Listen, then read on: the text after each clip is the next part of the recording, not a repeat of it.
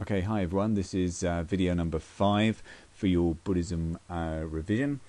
The topic, as you can see, is the Eightfold Path. In this video we only have one learning outcome, which is to identify the steps of the Eightfold Path. We only have one key word as well, magga. What is that? It is the path leading to the cessation of suffering, meaning the end of suffering. Okay, it's a very important topic, this. Because, as you can see, the Buddhist symbol is an 8-spoke wheel which represents the Eightfold Path. So it's a really central idea. The Eightfold Path is basically the Buddhist way of life, how Buddhists should live their lives. Now, the different parts of it, as we can see, the different steps.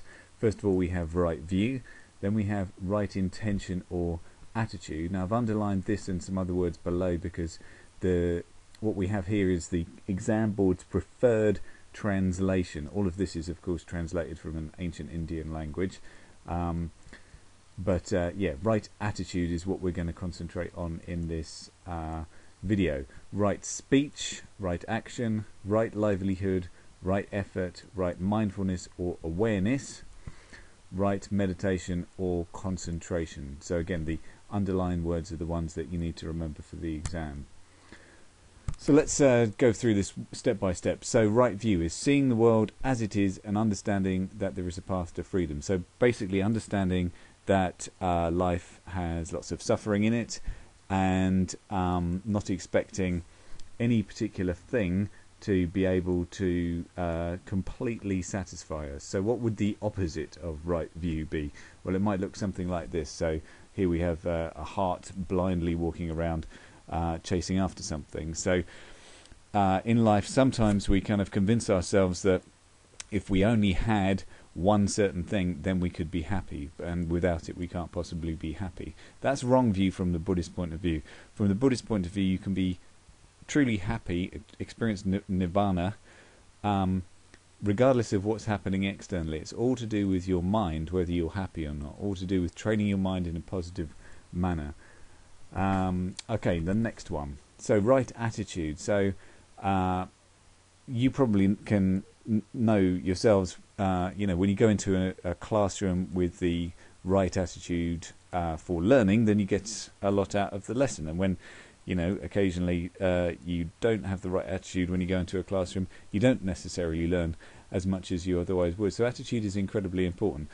Right attitude can also be translated as right intention. So what would wrong intention look like? Well, it might look something like scheming Mr. Burns down here. So right attitude is also linked to thinking of others' interests, thinking well for others, and not just being selfish, having a selfish attitude, but having an attitude which takes into account other people's thoughts and feelings.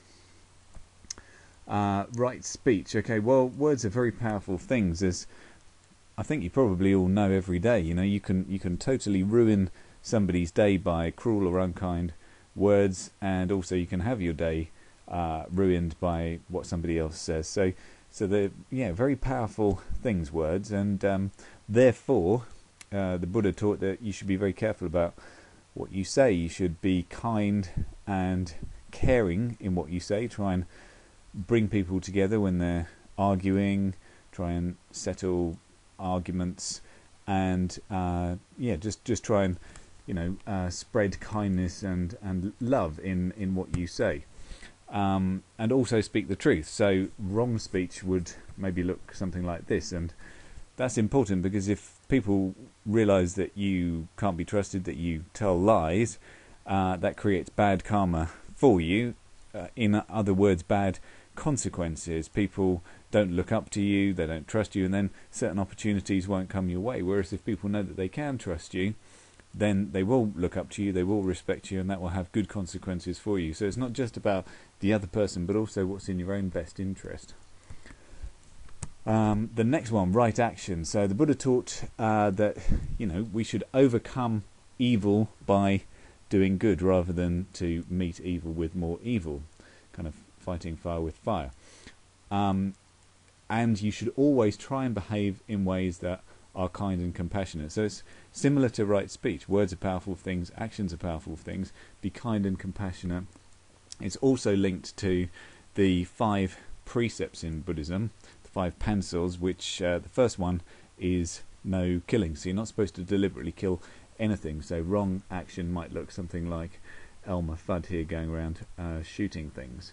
Because if you go around shooting things, I mean, that creates bad karma from a Buddhist point of view, which will have means you will experience bad consequences both in this life and in future lives. But also it creates a certain amount of sort of tension in your mind, a lack of happiness in your mind. If you do good things, you get to feel good about yourself. If you do bad things, then you don't get to feel good about yourself. So you're further away from happiness, further away from enlightenment.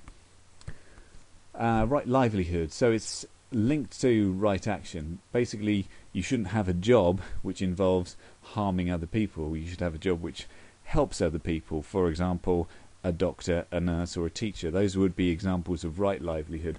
Wrong livelihood, well, this guy obviously doesn't have the right livelihood because he's engaged in something which harms other people. We've also got examples like working in a slaughterhouse, killing animals. From a Buddhist point of view, that would be the wrong livelihood as well. Right effort. So in order to accomplish anything in life, you have to make an effort. You can't just expect to succeed without actually putting in the right effort. And that goes for revising for exams as much as anything else. And achieving enlightenment. So as a Buddhist, you would set to yourself the goal of achieving nibbana, enlightenment. But you have to put in an effort. It's no good just sort of sitting on your sofa, playing on your Xbox or vegging out in front of the TV all the time if you're trying to achieve enlightenment. That's not going to help you. So you have to make an effort on the path in order to accomplish your goal. Right awareness. So this is what the exam board says. A person must be totally alert to life, aware of what they are doing, its possible results, and the reason why they are doing it.